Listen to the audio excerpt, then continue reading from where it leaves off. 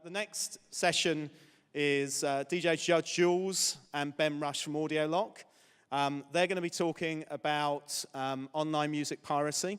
I've got a whole thing to introduce them, but to be honest, if you don't know who these guys are, you really should. So I'm just going to hand over to these guys, and we're going to learn a lot about music piracy. Thank you. Thank you, David. Thank you very much. Maybe the one thing I should add is that in addition to being a well-known DJ, for the last few years I've been a media lawyer, which kind of gives me potentially a different slant to what you were perhaps going to hear about, which maybe might make me seem a little bit more boring in case you thought you were going to hear raving war stories. We're actually going to give a kind of legal perspective, but over to you, Ben. We can do the war stories afterwards. So yeah, this is going to be something a little bit different. Rather than just doing a straight presentation, we haven't rehearsed this, so we hope it's actually going to go okay. So I'm very much the geek techie one at AudioLock, and Jules, with his background in music industry, but also in media law at Sheridan's as well. Hopefully what we're going to try and do is connect business problems actually with technology and hopefully solve them efficiently. So we're going to see how that goes. So first thing is, Jules, you just like to tell us a little bit about Sheridan's. Well, yeah, Sheridan's started 60 years ago as a music firm and has now expanded in a number of areas. It hasn't attempted to be all things to all people, but it does. It covers the areas, rather than give you a great big spiel, it covers the areas that you can see in front of you. And I guess the kind of digital stroke, games stroke, cyber risk sphere, which isn't my principal practice area, mine being obviously music, is a very significant part of what we do. That's about it, really, as far as the firm's concerned. Okay. I think some of you inevitably will use us. Okay, well, AudioLock, which David sort of mentioned I'm CEO of, we've also got a number of other companies in the group. So we've got the Global Content Protection Group at the top, and then, as you can see, we've got VideoLock, AudioLock, BookLock, and it kind of goes on. I think you can work out sort of how that works. So they use largely sort of shared services. So whereas a lot of other companies doing anti-piracy use Google as their source of data, we built our own database, which is called the Pirate Engine. And so the Pirate Engine has about 3.5 billion documents in at the moment, and part of that information comes from us scraping websites utilizing the import.io APIs. That allows us to very quickly bring in and train new sites. A lot of these pirate domains are very short-lived because they're literally coming along, trying to get as much money as possible for a new release or content like films, and then they disappear again. So being able to very quickly take in that data and put it into the system is essential. So yeah, we're sending quite a lot of notices to Google on an average week, so 400,000 notices. So obviously, when I first came into the business and set it up, I was a DJ and producer back in the 90s, and then I ended up getting involved in technology and realized a lot of my producer friends were then getting screwed over more and more by piracy, especially as the internet got faster and faster. And so I realized we needed to have a cost-effective and automated method of dealing with this, because the only other solutions were very expensive and generally had someone sitting in front of a computer searching Google to find the content. So we deal with a lot of high visibility releases, like the Prodigy album that was long awaited, so we dealt with that and managed to get to #1 for them. And one thing that sets us apart is we actually download the illegal links. I was explaining to Jules earlier, so we find like a cyber locker link. A cyber locker is something like Zippy Share. Google Drive is a legal cyber locker, but there's hundreds of illegal ones out there. We'll find the track that we think might be one of Jules's tracks, and we download it. We actually look at that MP3 using fingerprinting technology to identify that it was actually that release, and then we'll send the legal notice. Because that's an important point. When you are removing content online, you are essentially signing a legal document, which does have comeback if you do something wrong. So what we were going to try and do today is to throw together a scenario, sort of real-world kind of idea of a scenario for a large video game company called Mega Game Company, and Mash of the Titans is a release that they've got out.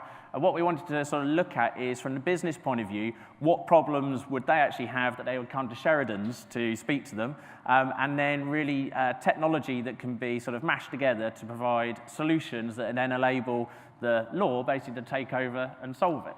So Jules, if you can tell us a little bit about sort of why the brand has these issues. Well, one of our clients is a very large and well-respected game company, and the larger and more respected you are, the more assets you have that need protecting. The game being the obvious asset, but of course your trademark, your branding, and of course the ancillary revenue generators like merchandising. In the case of the larger and more identifiable brands, the infringements take place on all levels, from literally going to Camden Market and seeing fake merch, which is available also via all the obvious channels, such as Amazon, eBay, through to an assortment of sites, some of which attempt to allow downloading, some of which are ad-funded, some of which are credit card funded, all of which are difficult to access. Customers are ultimately deceived, and it doesn't really matter what type of brand you've got. If you lose control of that brand, then anarchy prevails. And I think in the case of the biggest client I've worked on in this area, it wasn't so much about lost revenue, it was about lost control, because it was just getting utterly out of hand. And obviously they've invested over the years a lot into their brand, so they've installed a lot of value, and that is the value that goes along with the company and is important obviously to shareholders who are sort of looking at the company in the future. Yes, I mean I think that goes without saying. I mean, trademark infringement is, I don't think we need to go into much further detail. I mean, if anybody's sort of interested, you can always ask us afterwards, but I think it's fairly clear what trademark infringement is. It needs to be used in a commercial context. There needs to be a use of that brand. You need to make sure that you've registered either the name or the logo or both. If you're a large entity with a brand that's worth protecting, clearly you need to look at both areas of those. Trademark law is governed by international convention, therefore there's an element of unregistered trademark protection in jurisdictions that you haven't registered in, even if you've registered in some. But if you're running a bigger entity, it's very sensible to register your mark in all the key jurisdictions, being the US, Europe, obviously, Japan, Brazil, et al. But you find, particularly with these sort of large brands and a large sort of release of a new game that's particularly anticipated coming out, is you get companies producing their own little online versions of games, using the brand to leverage and get people to sort of play these little previews and things that generate revenue for them. So they really are leveraging all the effort and work that you've put into the brand in the first place. So I wanted to try and come up here with a solution, just mashing together some technology to try and identify potential sites that need looking at. Because otherwise, from Jules' point of view, you've got a huge number of websites, and you need to whittle it down to ones that actually potentially have the infringements on there so that you can then target them efficiently. So we can start here with using Google CSE, which is their API for searching Google, like you do a normal web search, but it's done at the API level. So we can then use just metadata to search for a range of sites that can then come through. So we've got a list of URLs from there. We can then also use the reverse image search. So you can take the logo of the brand or any other sort of derivative logos as well that have perhaps been trademarked. You can put those into Google's image search, and it'll come back with more URLs that host that image on there. It's not the best search, but it'll certainly get you some more data there to work with. So now we've got a huge number of websites potentially. Some of them are infringing, some of them not, and we now need to try and whittle that down. So one of the things that we can do here is we can, with Phantom.js, that's the little guy on the right there. So with Phantom.js is a great way of scraping data from a website. So you can get a web shot of exactly what you would see in a browser, but you can also take down the full HTML. That's the rendered HTML after JavaScript has done all of its work as well. And any iframes and things that are in the page. So you've got a whole imprint of all of the HTML of the web page and web shot.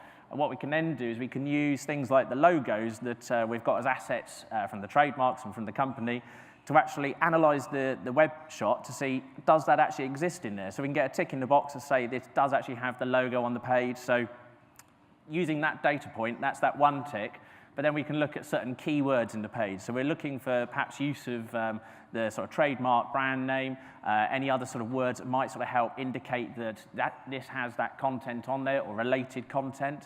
We also can use other keywords to try and determine, is it potentially a pirate site? So looking for certain sort of things on there, like names of what are called release groups, or actually asking for money, those sorts of things can all be recorded and brought in as well. We can also have a look at now our shorter list and analyze all of the domain information. So there's loads of APIs out there that allow you to interrogate a domain to work out who the registered owner is, potentially who the registrar is as well. You can obviously get the IP address that's presented to you for when you're resolving the domain name.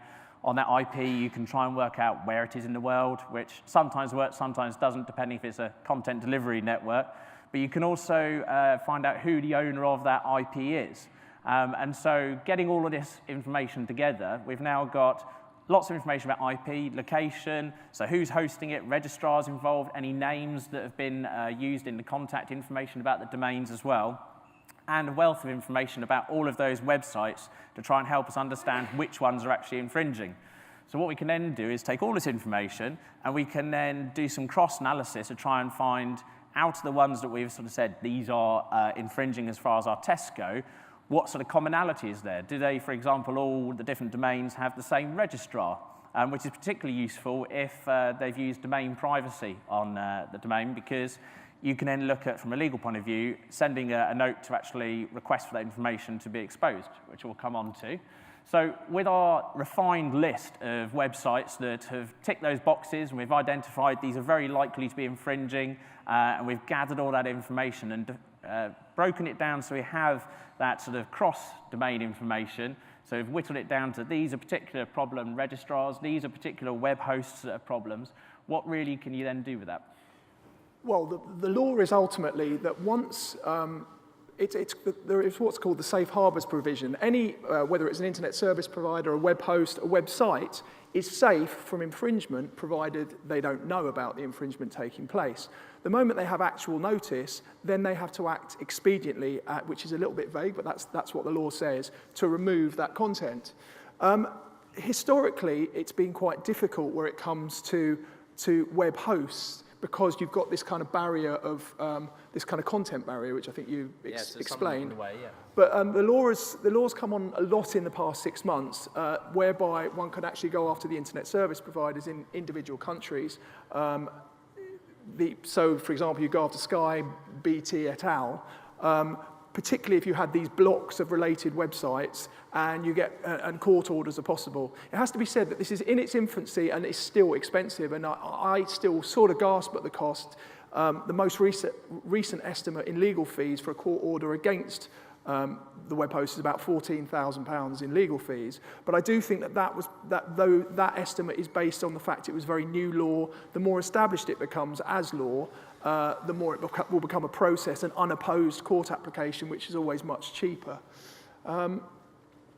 But as a kind of music lawyer who's involved with some of the trade organisations, I'm still and music piracy is my particular sort of bugbear and interest. I'm very keen that the trade organisations actually lobby government so that that it's cheaper to do all of this. But the fact is, it was very difficult to do it before. Now there is a defined mechanism. If you've got a brand that is suffering significant losses or potential losses via detriment to its goodwill, then that sort of money does become justifiable. And quite often, a lot of these websites are set up very quickly by often the same person. And quite often, again, they're a bit lazy. They use the same web host that they feel they've got a bit of a safe harbour with. And in the UK, there's the National Fraud Intelligence Bureau who help you sort of tackle this particular side. But it's interesting in a way, there's also technologies which are out there and we would see as helpful. So there's a company called Cloudflare who's based in the States, and they provide a content delivery network with all sorts of other clever little features like sort of anti-scraping technology and security features that you can put onto your website. So if you've got a WordPress website, you can very quickly put this onto it, and suddenly you can deliver to a global audience. And they have a freemium option as well. Problem is, this has become very attractive, of course, to pirates, because they get a little virtual web server, chuck WordPress on there with the pirate content on there, put Cloudflare as a layer above that. Suddenly they can, A, deliver to the world, but also they're hiding behind this security layer. And you actually have to contact Cloudflare with proof of infringement before they'll actually give you information about the web host behind there, and then you've got to try and tackle them as well. So it's this sort of continual process, and of course people can move around quite easily. And unfortunately, most of the web hosts thus far insist on a court order before they will be before they'll reveal that information, although that's not quite as expensive to procure. So it certainly makes it prohibitive and difficult to actually sort of tackle it, which is why one of the main things that we do is try to, A, get things taken down from a particular host, or we try and reduce access to websites by removing the links from Google as well. So just as we got to this point, just wonder if there's any particular questions about either the technology or the legal aspect or the scenario at all so far. So if you've got a question at all, if you just stick your hand up in the air. Anyone? No? Quiet audience? Oh, there's one just behind you there. Literally right behind you. There we go. I'll ask the question since no one else has. Okay. You are going after people who are ignoring and contravening terms and conditions and breaking copyright law. You are doing so by creating a piracy database that is scraping content of websites on the internet. This kind of scraping, for some of the websites, contravenes the terms and conditions on those websites. This is a hypothetical scenario to start with, but yes, it is very true. In the process of downloading the content to see what it actually contains, you can very easily be downloading onto your systems copyrighted content for which you do not own copyright and neither do your clients. So it seems That's not true. like No, you're going after people who are breaking terms and conditions by possibly breaking other people's terms and conditions. How does this really work? Well, in response to your second question, all the services offering what AudioLock do are instructed by the owners of the copyright. Yeah. So the actual download process, again, hypothetically, isn't infringement because you're doing it with the consent of those entities. The first question you'd have to answer. We're authorised as well by the associations, not just the individuals. So actually, it does cover such a large content that is not such an issue. But in practice, yeah, it would be a problem if you didn't have that kind of authorisation. Yeah, it's not speculative. It's done in response to a complaint by a particular owner of assets or copyright. You're going after. It's not just fishing for infringement as a whole. Although from an artistic point of view, I wish one could just do it, sweep them all up. But it clearly you comes can't. down to sort of the same issues where sort of Google was indexing books. So to give you sort of the synopsis of a book taken from the first few pages, that sort of thing. It was indexing into their databases where Google is indexing websites and scraping the data as well. That in some cases would sort of contravene. And so it is a complex world out there. I want to be clear about the question I'm posing because otherwise it's sometimes easy to lose the subtlety. The difference between what Google and you are doing is that for Google, if I put a no robots file, Google will not index the content. I'm not so sure about what companies like yourselves do. If you didn't have the authority, then it is a problem, but we say authorised by the wider content owners that allows us to do that. But it is, very interesting as a part of it. It's almost like you can't peer into it to see that they are being pirated, even though they are, without doing it in the first place. So it is problematic. Yeah. I mean, to state the practically obvious, nobody's come back complaining about it because they don't have a leg to stand on. It's very true. Any other questions before we move on? No? Okay. Right, so the second part of the solution here is the scanning and takedown side of it. So we, as I said, have a huge database of the pirate content that we're analysing and processing. So here is where we actually will identify, as we just talked about, so from a meta point of view, and then actually doing fingerprinting or a whole host of other ways of detecting and confirming that the content is what we thought it was. Now, we go further than that, though, is that when people make a pirate copy of something, they're trying to make money out of it. Now, at the moment, Jules has got a new album out, and if you haven't bought it, it's available on iTunes, which is the Trance Anthems compilation. But if that ends up online and pirates trying to make money out of it, they will put it up onto, as I said, these things called cyberlockers. So if I'm a pirate, I take a copy of the release, I put it up on a cyberlocker, and then I put as many links out on forums and places as possible. Now, I will get paid 6p every single download of that content. So very quickly, that generates quite a lot of money for me, especially if spend a little time writing a bit of software to do it automatically and take lots of different releases and push it out there. But the guys actually doing this to try and drive, particularly on the film side, they create release groups. So like a release group, it's almost a brand. It's something that people go, right, I know from these guys, we always get high quality films as soon as they come out. So that's what people search for on torrent sites. But you can actually have a look at inside a release that they make, which is a zip file. You unzip it, you got your music or your film or your software and game, whatever. In there, they have a little text file as well, where they use it as a sort of place to say a little bit about the release, but also talk about if you can get in touch with them, if you're able to get leaks of content, this is how to get hold of them. And they also say hi to other release groups as well. So if you get enough of this information, you can also get the creation date of the internal file, so you can work out when this pack was first put together to try and work out which ones were the first. But you can also see who's talking to who, so you can work out which release groups are all related together, and again, give you an opportunity to sort of follow it down the rabbit hole and find out, A, where it's first getting leaked and distributed on what kind of platform, whether it be the IRC, and yes, it does still exist for it, or through particular websites. You can then actually go and attack those and try and make a difference there. So, looking through those weird sort of little bits of data, which they probably have no idea that we're sort of poking around in, but again, it just helps you see what those relationships are, and you can sort of pin it on these weird sort of pirate brands. So again, it's the DMCA, you can stop the DMCA.